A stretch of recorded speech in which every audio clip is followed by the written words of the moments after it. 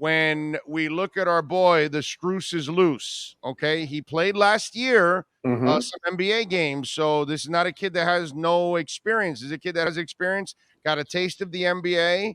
Clearly, he's been prepared for this offseason. And the other night, obviously, ending that double overtime game with the three and all that stuff, and so he's kind of feeling himself. So here's my question: is he feeling himself, and should Tyler Hero be feeling a little Strus is loose? Because what happens if Tyler doesn't come in and play the way he should play?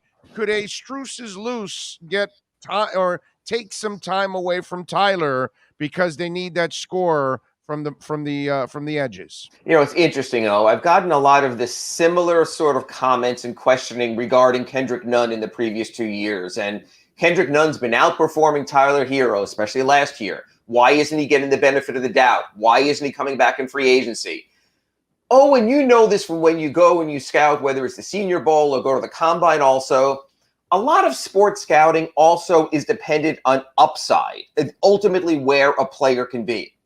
And so the thought all along from the Heat, and I believe correctly so, was Tyler Hero had a greater upside than Kendrick Nunn. Would you agree with me on that? Yeah, I definitely would agree with that. Yes. Okay, so you have that. I think it's going to be the same thing with Max Strus. I think Max Strus can be a Duncan Robinson-like project and be the kind of guy that every time he's on the court, you have to know where he is, just like with Duncan Robinson. But I still believe that Tyler Hero has the higher upside. Plus, a year from now, in this same time frame, the Heat will have to decide on his rookie scale extension. They gave Bam Adebayo the extension, $163 million. You know what? It's going to be a make or break decision next year. You don't want to lose a guy for nothing, but you don't want to overcommit to him either. So I think this, to a degree, becomes a Tyler Hero tryout year. Now, you're playing to win. It's the Heat. We speak about this every week on the accurate Pembroke Pines report. I understand that. But still, when you look at the situation right now with Tyler Hero, they've got to learn as much as they can. They've got to see him in every possible situation. Starter, reserve, on the ball, off the ball. What is he? Who is he? Because next year at this time, when he knocks on the door or his agent or Pat Riley and says, you know what? I think 5 years and about $170 million would sound good.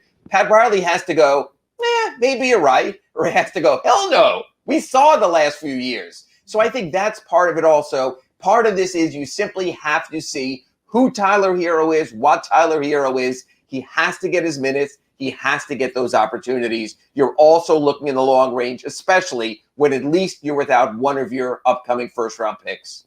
All right, follow up to that, and we'll wrap it up with this. Ira Winderman, of course, with our accurate Pembroke Pines Miami Heat report. What is Max Strus in the eyes of the Miami Heat? What is Max Strus in your eyes overall? What are you hearing? Because this is a kid, obviously, they've been grooming him, and he's having a good summer league overall. What are the plans for Max Strus?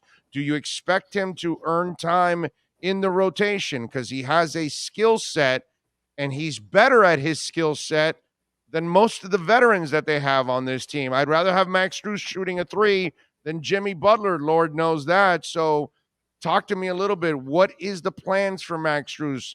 Are there any plans for Max Strus, or is he going to be just, watching from one of the best seats in the house? No, I think because Victor Oladipo is going to miss the first half of the season, I think at worst, Max Strus will be a placeholder in the wing rotation.